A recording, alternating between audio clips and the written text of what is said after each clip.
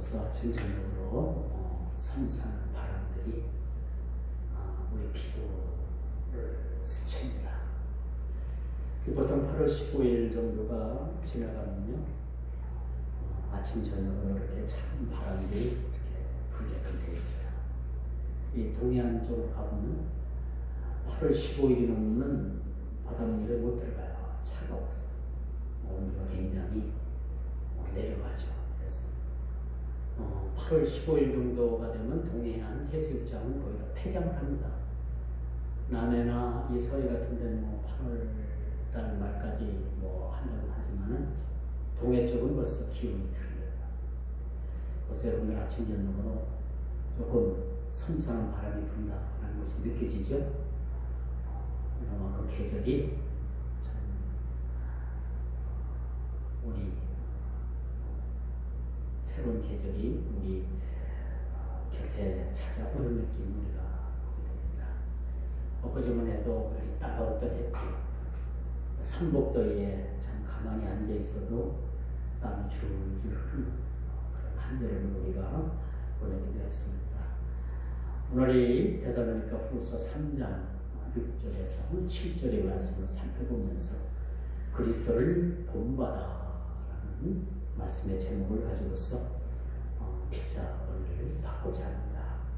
오늘의 본문은 지난주에 이어서 규모 없이 사는 삶이 얼마나 우리 인생을 헛되게 하는가라는 것에 대해서 우리가 알아봤고, 오늘 또한 본문에 보니까 게으른 자들에 대해서 경계하라, 규모 없다, 게으르다라는 것이 한 단어로 쓰여져 있어요. 개역 개정판에는 게으른으로 표현되어 있고요. 개역 한글판에 보니까 규모 없는 것으로 그렇게 쓰여져 있더라고요. 그래서 헬라 원문에는 게으르다, 규모 없다, 또 그런 얘기들을 아나토스라고 이렇게 표현을 하고 있습니다. 왜 바울 사도가 이런 말씀을 데살로니가 교회 성도들에게 말씀을 전할 수밖에 없었을까? 교회 안에 그런 게으르고 무례한 자들이 있었는데 그들이 마지막 때에 종말관에 대해서 하나님의 말씀에서 벗어난 다른 사설된 사설 말씀을 전했다는 거죠.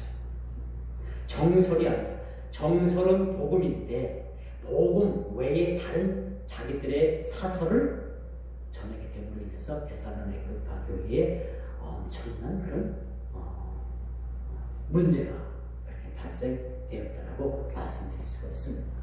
여러분, 하나님의 말씀은 1.1획도 우리가 더하거나 빼서는 안 되죠.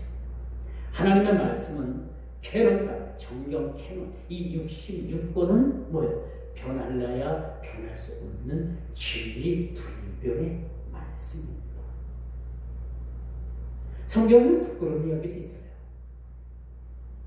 잘해서 칭찬 듣는 이야기도 있고요. 성경에는 위대한 위, 하나님 마음에 억드는 위도 있지만은 그렇지 못한 그런 인물들도 기록되어 있습니다. 이 모두를 성경은 하나님께서 그 성경의 기록자들을 마음의 영감을 주시고, 그래서 그들이 하나님의 영감을 받아서 쓴 말씀이 성경이에요. 그래서 오늘날 자유주의 신학자들은요, 성경을 읽어가면서 이거는 성경에서 빠져야 돼서 도려냅니다. 이건 하나님의 말씀이 아니야, 잘라냅니다. 그래서 성경을 그 칼로다가 다 도려내고 나니까 성경이 남는 것은 인간 사상밖에 없는 거예요.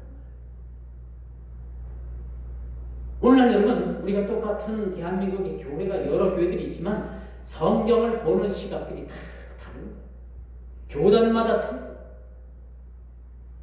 또 목회자 성향마다 다 틀립니다. 성경을 보는 안목.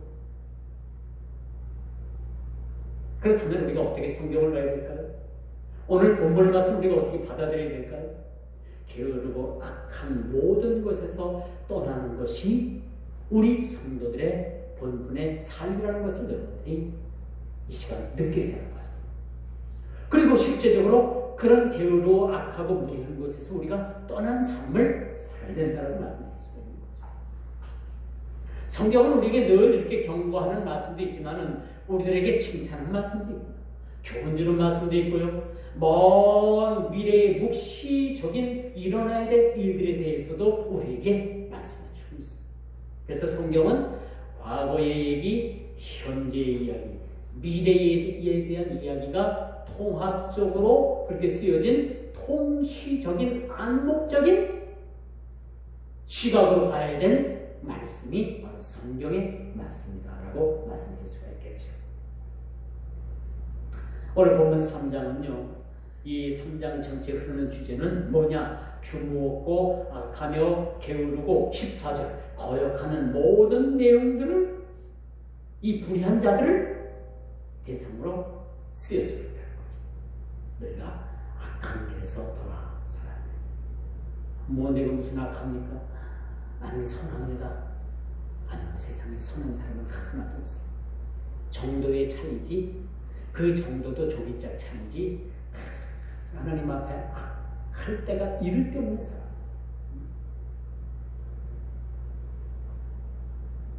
그래서 오늘 헬라 원문에 이 게으름이란 아락토스라 그렇게 쓰여져 있는데 여러분 어려워도 이 한 단어는 여러분들이 좀 외워봐요. 게으른 것이 뭐냐? 아락토스라 라고 얘기해줘요. 아락토스.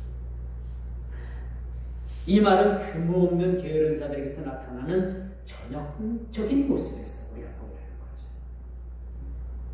에베소서 2장 2절을 보니까 그때 너희는 그 가운데서 행하여 이 세상 풍조를 따르고 공중의 권세 잡은 자를 따랐으니 곧 지금의 불순종의 아들들 가운데서 역사하는 영이라. 무슨 영? 악한 사탄 마귀를 얘기해줘. 여러분 우리 신앙이 너무 귀신 이야기, 마귀 이야기 너무 그쪽으로 치우치면 뭐가 돼요? 이러면 너무 말씀에 치우쳐가지고 영적인 일들을 다 이것을 막 미신이라고 생각하고 이것들을 너무 멀리해서도 안 되는 거죠. 성경은요 영적인 일들과 영적인 일들과 육적인 일들이 늘 같이 공존하는 우리가 보면 육신을 무시해서는 안 돼요. 여러분 초대교회 영지주의들은 자유자들은요 오직 영만이 선하다고 해서 이 육신을 막 굉장히 함부로 대했어요. 그런데 우리는요 하나님께서 우리를 지으신 이 육신 굉장히 소중합니다. 이 육신도 잘 관리해야 돼요. 육신 잘못 관리해서 병이 들었다. 누구 책임? 하나님 책임? 본인 책임인 거예요. 왜? 하나님께서는 천하보다도 귀한 우리 사람을 하나님 형상대로 만든다. 이걸 보면 다는 아니지만 우리가 어느 정도 하나님의 형상을 가지고 지음받아. 그렇기 때문에 하나님께서 우리를 지으신 우리 육신을 잘 관리해요. 어떤 사람들을 가만히 보면 막 입에다가 불을 쳐대는 사람들이 있어요. 아우 왜 저럴까? 저 육신 그 불을 쳐대면은 그 폐가 얼마나 까맣겠어. 그 연기가 빠져나가는 잘 빠져나가지도 않으면 뭐야? 우리 폐가 까맣지. 거기까지만 하겠습니다. 여기까지만 할게요. 우리 몸을 잘 관리해. 그래서 우리는요, 우리가 규모 있는 사람들이 규모 있는 신앙생활은 뭐냐? 우리가 영혼과 육신이 혼만과 우리 영혼을 다해서 주님을 섬기는 거예요. 왜 우리를 부르셨을까? 전도하라고? 물론 이야기 맞습니다. 그러나 전도보다도 하나님께서 우리를 지으시고 우리를 부르신 목적이 뭐냐? 우리를 통해서 영광 받으시는 거예요. 여러분들을 통해서 영광 받으시기 위해서 하나님께서는 여러분들을 천하 만민 가운데 부르셨다는 사실 아십니까? 천하 만민 가운데 우리를 부르십니다.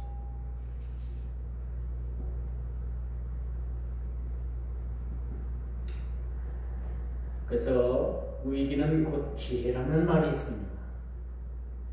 데살로니가 교회에 이런 잘못된 종말관으로 인해서 적지 않은 소요가 발생했을 때 자칫 잘못하면 데살로니가 교회는 이러한 자칭 유대인이라고 하는 거짓 사도, 거짓 선생 그들에 의해서 교회가 엄청난 그런 어려움에 처하게 될 수도 있다는 사실들을 우리가 보게 된다는 사실입니다. 여러분 어떤 상황에서든지요, 우리 뭐 세상이 이치도 그렇고 교회 이치도 그렇습니다만 좋을 때는 모든 것이 다 좋게 넘어갈 수가 있어요. 그런데 어느 한 가지라도 우리가 참 고치는 상황이 발생되면은 야, 언제 그렇게 좋은 때가 있었어? 그런 때를 생각지도 못하게 걷잡을 수 없는 상황으로 돌아가는 경우가 많이 있습니다. 그래서 우리는 늘 깨어서 기도해요. 내 마음 나도 모르기 때문에. 여러분 마음 아세요? 몰라요. 여러분 제 마음 아세요? 몰라요. 내 마음 나도 모르기 때문에 늘 주님께서 나를 붙잡아 주시도록 주님께 우리가 늘 간구할 수밖에 없는 거죠. 주님께서 나를 붙잡지 아니하시면 나는요 단 0.01초라도 참 스스로가 우리 스스로를 지탱할 수가 없죠. 그렇지 않겠습니까? 주님께서 붙드시니까 여러분들이 지금 이 자리에 와서 붙들려 있는 거지. 주님 붙드시지 않으면 여러분 진작에 세상으로 다 나갔던 사람.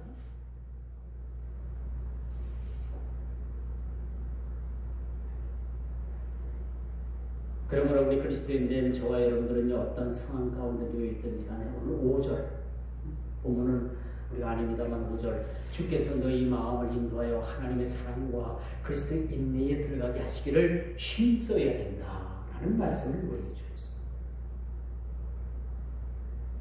너희 마음을 우리의 마음을 인도하여 하나님의 사랑과 그리스도의 인내에 들어가기를 힘써야 되는 거죠. 그렇기 때문에 우리의 마음을 누가 붙들고 계십니까? 주님께서 붙들고 계십니다. 주님께서. 우리가 자칭 그리스도인이라고 하면서도 주님께 붙들려 있지 않는 모두가 다 가짜입니다. 목사도 가짜, 집사도 가짜, 다 가짜일 수밖에 없어요. 우리가 그리스도인이라고 하는 것은 주님께 붙들려 있기 때문에 우리가 그리스도인이라고 우리가 말씀드릴 수가 있는 거예요. 목사도 주님께 붙들려 있지 않으면 목사가 세상 사람들과 똑같은 사랑스러워요. 우리가 주님께 붙들려 있기 때문에 주님께서 붙들어 이끄시는 대로 우리가 이끌림을 받는 이런 자를 그리스도인이라 라고 말합니다. 뭐가 우리 스스로 뭘 하나 할 수가 있는 게 뭐가 있어요? 여러분 지금까지 세상을 살아봤지만 여러분 스스로가 뭐 하나 제대로 하는 일이 뭐가 있습니까? 저도 그렇고 여러분들도 마찬가지죠. 주님께서 이끌어 주시고 붙들어 주시지 않으면 어느 한 가지 우리는 이룰 수 없는 그런 무능한 존재일 수밖에 없다는 사실을 보게 됩니다.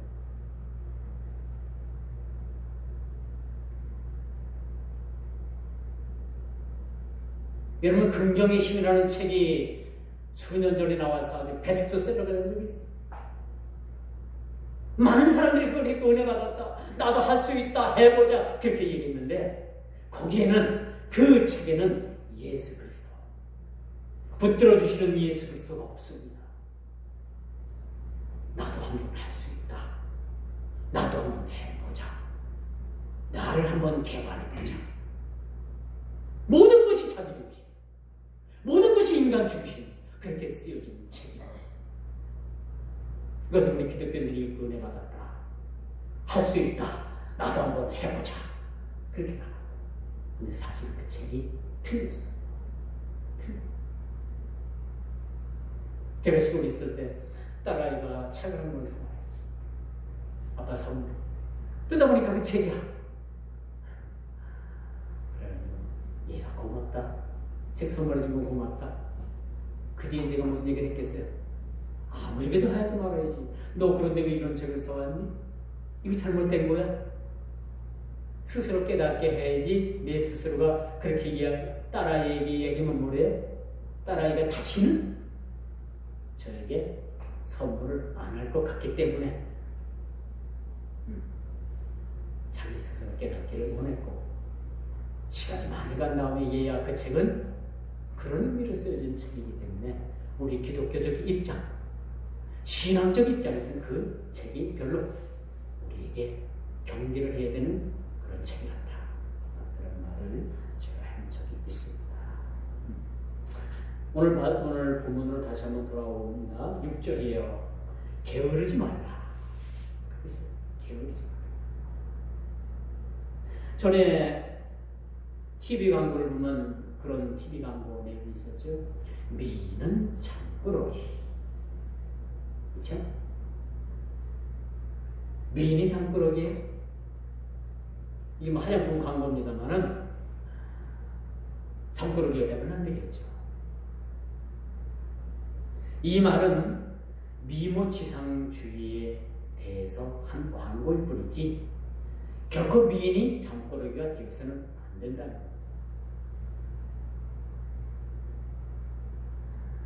흔히 부모님을 모시고 사는 세대는 늦잠을 잘 수가 없습니다. 저도 젊어서 한때 부모님 모시고 같이 살았는데 한 가지 예로 사는 거예요. 늦더라 그냥 활동하다가 아침에 일어나기 참 쉽지 않아요. 그렇죠? 그 부모님들 눈에는 자식들이 늦잠 자는 게 그렇게 탐탁하게 보이지 않아요. 어느 부모도 마찬가지. 일찍 일어나서 규칙적인 생활하고 아침에 일찍 일어나고 그런 걸 원하지. 밤 새벽 2시, 3시까지 놀다가 그때 잠들어가지고 9시, 10시까지 자와요. 부모님은 그 잠자는 자녀들을 보면 뭐야? 우라통이 터지는 거야. 그렇지 않겠어요?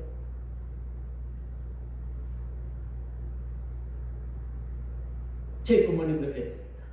제가 조금 늦게 일어나면 저희 부모님은 저희 아버지가 얼마나 부지런한 분인지 제가 늦게 자는 걸 그렇게 탐탁하게 생각하지 않으셨던데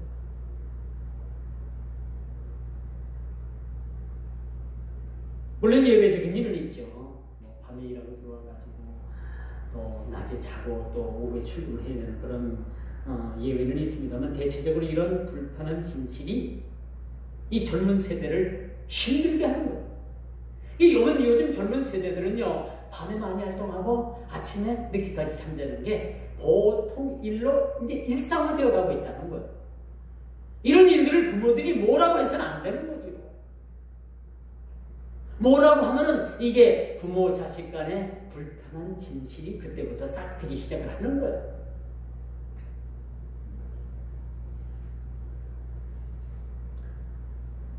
이것을 세상적인 게으름이라고 합니다만은 오늘 성경의 이 게으름이라는 것은 늦잠을 자고 해야 될 일을 안 하고 뺀질뺀질 놀고 그걸 게으름이라고 하지 않고 서두에서 말씀을 드렸듯이 오늘 이 게으름에 빠지지 말아야 되는 거예요. 이것은 규모 없이 행동하지 말라는 거죠. 규모 없이 행동하는 게 뭐예요? 뭡니까? 규모 없이 행동하는 게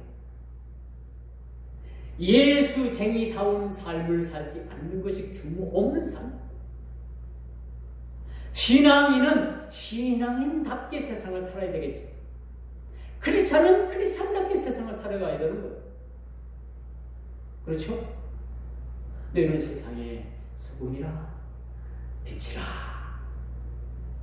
이건 뭔 얘기예요? 너희들은 규모 있고 구별된 삶을 살아가야 돼. 저와 여러분들이 그 그리스도인이라면은 이 그리스도인다운 삶이 모든 사람들에 비춰서 이것이 구별되어야 된다는 거죠. 그렇지 않겠습니까? 여러분, 한 날 태어난 쌍둥이도 보통 우리가 얼핏 보면 다 똑같은 것 같지만 그 쌍둥이는 뭐가 틀려도 틀립니다. 그 쌍둥이를 가장 잘 구별하는 사람이 누구예요? 자기 부모, 엄마입니다. 우리는 얼핏 봐서 그 쌍둥이가 다 똑같아 보여요. 그런데 그 부모는 구별해냅니다.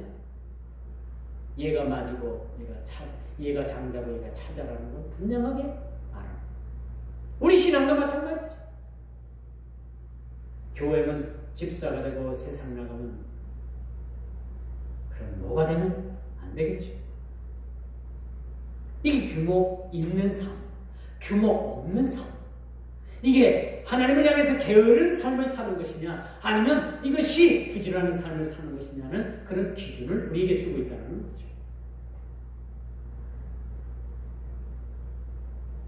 예수님께서 누가복음 19장 22절에 보니까 주인이 이르되 악한 종을 꾸짖습니다. 악한 종아, 나는 심지도 않는 곳에서 거두는 줄 아느냐. 악한 종, 이 게으른 종이라고 합니다. 그러므로 우리 신앙도 오늘 한 일을 내일로 미뤄서는 안 된다는 교훈을 하고 있습니다.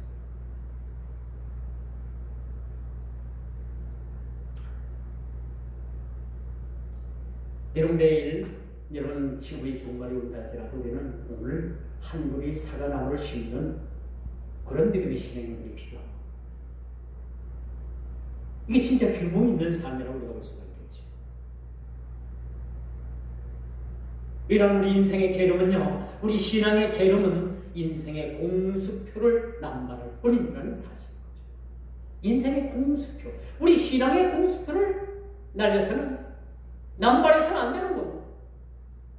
옛날에는 엄주거리가 많이 돌아다녔어요.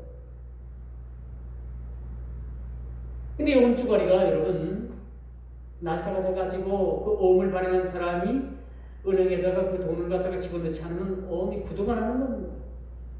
그런 일들이 비일비재했어요. 요즘은 어음주거리, 어음이라는 것이 이렇게 별로 요즘 안 돌아다니는데 과거 여러분 수년 전만 하더라도 어음 받아놓고서 부도 나면 뭐야? 이거 큰일 나는 겁니다.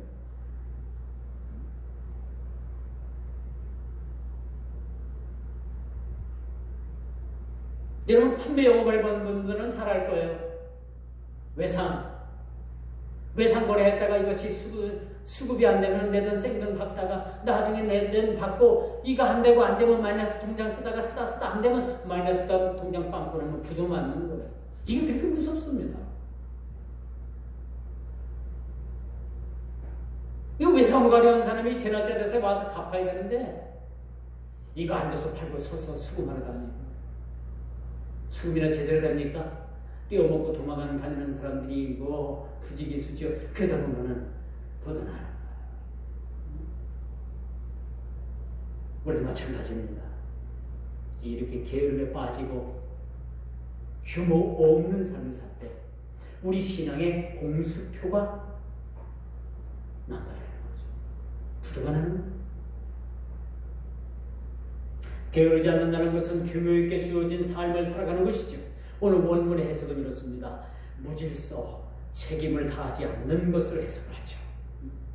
적어도 무책임한 인생, 무책임한 신앙생활은 아무런 우리에게 인생에 도움이 될 수가 없다는 거죠. 오늘 본문에 어떤 자들이 대사로니까 교회 안에 이런 자들이 침투해가지고 교회를 넘어뜨리기 위해서 그들이 흉계를 꾸미고 있다. 이런 자들을 색출해서 어떻게 돼요, 여러분? 재교육을 시키든지 아니면 내쫓든지 둘 중에 하나. 둘 중에 하나입니다. 재교육을 시켜가지고 새 사람이 되면 다행이고 안 되면 어떻게 돼요? 내쫓아요. 내쫓아요.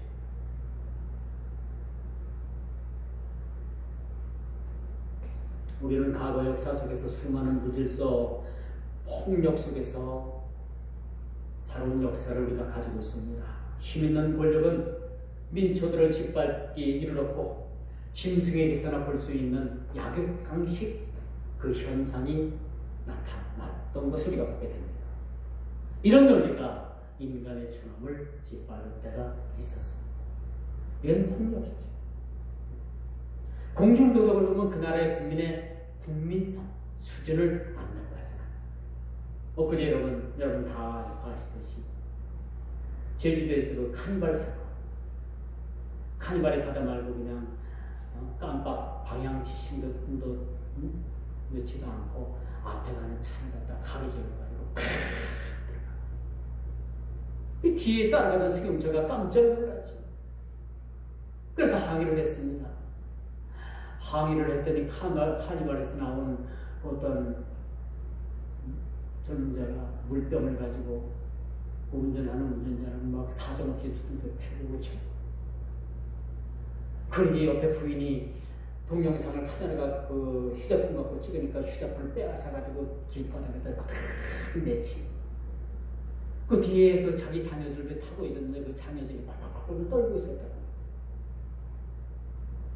이 영상이 다 여러분 TV에 공개가 됐잖아요. 그런 사람 저는 영원히 그 운전면허증 저는 뺏어야 된다고. 그런 사람 저는 운전할 자격이 없다고 생각해요. 걸어 다니든지 자전거 타고 다니든지 운전면허증 영원히 뺏어야 된다고. 이렇게 폭력적. 이런 자들은 사실은요, 이 지구상의 존재에서는 안 되는 그런 무지막지한 사람들이라고 저는 생각을 해요. 적어도 우리가 사람이라는 것이, 그렇죠? 기본 도리가 있는 거 아니에요. 우리 신앙도 마찬가지예요. 어떻게 복음의 진리를 외면하고, 어떻게 하나님의 복음의 말씀을 변질시켜가지고, 많은 사람들을 지옥의 나라로 떨어뜨리냐는 얘기예요. 이런 일들이 있었으나, 그래서 여러분, 많이 아는 자는, 많이 받은 자는요, 하나님께서 많이 찾으시겠다고 했어요. 이게 무슨 뜻인지 압니까? 조심하라는 얘기예요. 특별히 많은 사람들 앞에서 가르치는 자는 더더욱, 목사, 이거 쉽지 않은 거예요. 많은 목사가 노는 것 같죠? 아니에요. 이 공중 앞에서 쓴다는 것이, 또 우리가 하나님의 말씀을 말씀대로 전한다는 것이 얼마나 쉬운 것, 어려운 것이라는 것을 우리가 알아요. 원고 없이 말씀을 전하면 자꾸 사이드를 삐딱하게 나가서 자꾸 할 말 안 한 말 해서 나중에는 그게 올무가 되는 경우도 많아요. 어떤 목사들은 원고 없이 올라간다고 해요. 이게 참 위험한 겁니다. 원고를 가지고 올라가서 원고 없이 하는 것도 좋아요. 그러나 원고를 가지고 올라가서 원고들 이만큼 전하는 것이 쉽지 않다. 잘못 전하면 그 잘못 전하는 것이 독초가 되기 때문에 여러분들이 영적인 독초를 받아먹으면 이게 치료가 안 돼요. 그렇겠죠? 그래서 여러분들이 함부로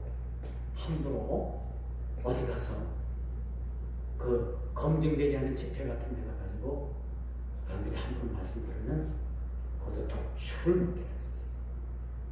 잘못된 곳에 가가지고 여러분들 성경 공부하는 독초를 먹게 돼요.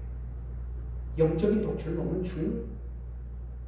제가 가축을 많이 키우고 싸죠. 불을 많이 그냥 막 대가주면요, 이 소들은요 기가 막히게 안 먹을 것을 골라내놓고 먹을 것만 다 먹어요. 우리는 밥 속에 음식 속에 뭐 이렇게 그런 것이 이물질이 들어가가지고 눈에 띄면 골라내는 거지만 눈에 안 띄면 그냥 먹게 되잖아요. 그렇죠? 어떻게 보면 짐승이 그런 면에서 우리보다 더 확실히 예민한 것 같아요. 하나님의 말씀도 마찬가지입니다. 여러분 기독교 채널에서 나오는 방송에서 다 듣고 진짜인가요? 아니요, 진짜가 아닌 것도 많아요.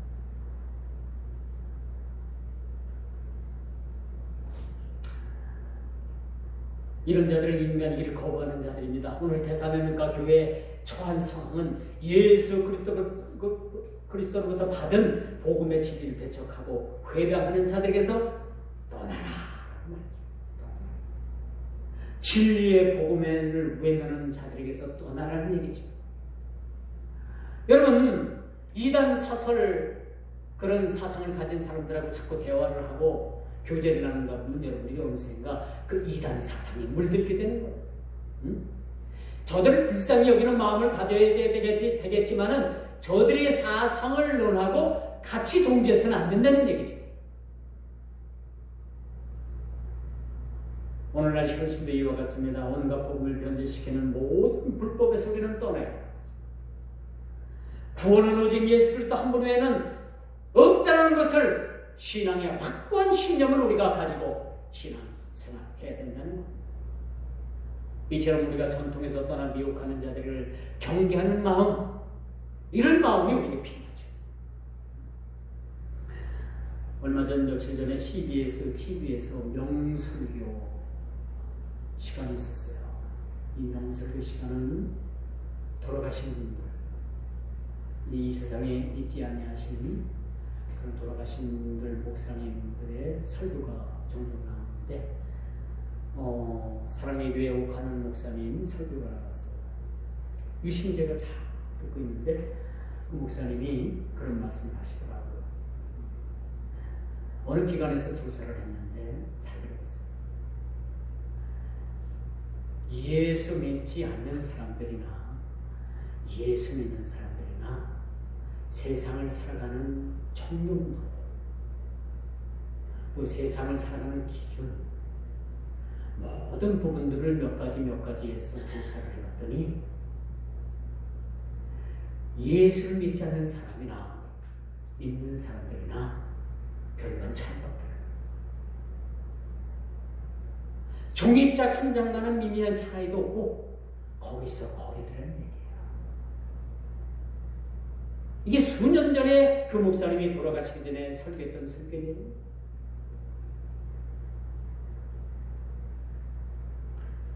우리는 이 말씀을 어떻게 받아들여야 될까요? 과연 여러분, 저와 여러분들이 세상을 살아가면서 이웃집의 그 이웃집 주민과 여러분과 다른 것이 뭐가 있습니까? 다른 것이 있다면 주일날에서 성경 제끼고 교회 가는 거 외에는 다른 것이 없다면 우리는 이 시간 회개해야 돼요. 수년 전 이야기한 이야기지만은 오늘날 우리 스스로가 한번 우리 스스로를 돌아봐야 됩니다. 우리가 세상 사람과 다른 것이 주일날 돼서 성경책 들고 교회 가는 것 외에 다른 것이 없더라면 오늘 우리 마음에 옷을 찢고 우리 자신이 통탄해야 되는 상황까지 몰렸다는 사실들을 저와 여러분들이 느끼게 되는 거죠. 달라진 것이 없다라면, 다른 것이 없다라면 통탄해야 돼. 통해야 돼.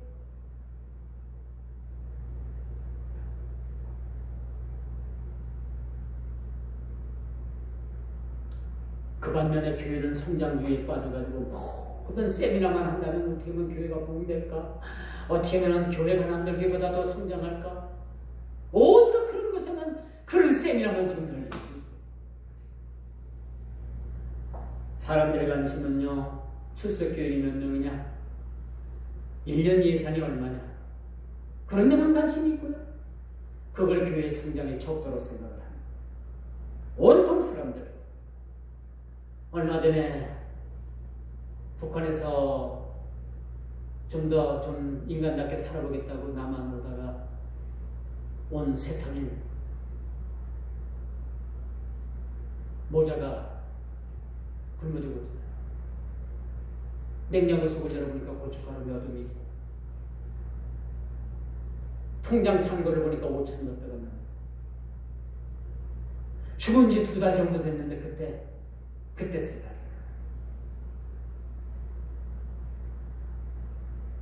여러분, 이게 인간다운 나라에 와서 살아보겠다고 하던 그들의 작은 소망이자 꿈이었을 겁니다. 근데 결국은 이날에 와서 굶어 죽었어요. 이날에는요, 여러분, 골목골목마다 빨간불이 휘황찬란한 그런 십자가가 너무나도 많이 있어요. 얼마나 많은 크리스찬들이 많이 있는지 몰라요. 얼마나 많은 교회들이 있는지 몰라요. 근데 교회가 이렇게 굶어 죽어가는 사람들을 발견을 못했다는 거, 이들에게 도움이 되지 못했다는 거, 이들에게 빛이 되지 못했다는 거, 이들이 극단적인 선택을 할 수밖에 없었다는 거.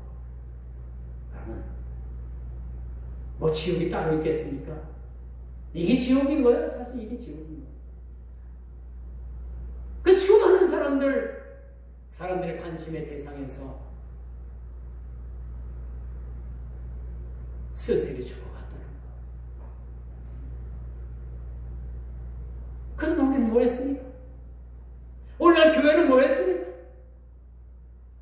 사회복지 했는데, 사회복지는 사각의 지대에서만 헤매고 있는 건 아닌지 모르겠습니다. 오늘날 교회는 늘 믿으시길 바랍니다. 그러므로 마태복음 10장 16절에 보니까 보라, 뱀같이 지혜롭고 비둘기같이 순결하라고 우리에게 이렇게 말씀해 주고 있습니다. 이제 말씀의 결론을 맺을게요. 우리가 그리스도를 본받아 그 본을 통해서 사는 그 본을 보이는 삶, 적어도 우리가 세상 사람들과는 좀 달라야 될 거 아닙니까? 주일날 성경책 들고 교회 오는 것 빼놓고 세상 사람들과 닮는 것이 없다면 이미 우리는 희망이 없어요. 구제의 방법이 없는 거예요. 뭔가가 세상 사람들과는 달라야 되지 않겠습니까? 세상 사람들이 마다하고 하나는 그러한 일들을 우리가 그리스도의 이름으로 행하는 일들이, 아무도 손잡아주지 않는 그런 세상의 일들을 우리가 가서 예수 그리스도의 이름으로 손잡아 일으키는 그런 삶이 우리에게 필요하지 않겠습니까? 성전 비문에서 구걸하던 그 안진뱅이를 베드로와 요한이, 내가 내게 줄 것은 금과 은은 없어도 내게 줄 것은 있는데 곧 나사렛 예수의 이름으로 일어나 걸어라라고 예수 그리스도를 그 삶에 선포한 사실 우리가 보게 되는 것입니다. 수년 전에 무례한 기독교라는 책이 발간된 적이 있어요. 미국의 풀러 신학교 교수님이 쓴 책이라서 좀 자유주의적인 사상이 많이 들어가서 저는 이 책을 다 읽지는 않았습니다. 거기서 우리가 한 가지 배울 것은 바로 그겁니다. 다른 내용은 다 제쳐주더라도 그리스도의 본을 보이는 교양 있는 삶을 살아가라고 말씀해 주셨어요. 예수 믿는 교양적인 삶을 우리가 살아가라는 얘기죠. 예수 믿는 교양 있는 삶을 살아가라는 얘기죠. 그 교양이 뭡니까? 복음, 예수 그리스도, 말씀인 것이죠. 그러면 오늘 본문의 말씀이 한 가지로 요약을 한다면 갈라디아서 4장 19절의 말씀이 그 말씀을 우리에게 대변하고 있습니다. 자녀들아, 너희 속에 그리스도의 형상을 이루기까지 다시 너희를 위하여 해산하는 수고를 하노니, 이 바울 사도의 고백입니다. 이 고백이 우리의 고백이 되어야 돼요. 세상을 향해서, 불의를 향해서, 불법을 향해서, 게으른 자들에게서, 무례한 자들을 향해서 다시 해산하는 수고의 고통이 우리에게 마땅히 주어지고, 이 일을 통해서 우리가 해산하는 고통의 신앙이 다시 한번 세상을 온전하게 하고 세상을 빛으로 인도하는데 우리를 불러주셨다는 사실을 꼭 기억하시고, 자야 여러분 모두가 이 일에 있어서 참 선지자적이고 선견적인 그런 사명을 잘 감당할 수 있는 우리 모두가 다 되기를 주님의 이름으로 축원하면서 말씀 맺도록 하겠습니다. 기도합니다.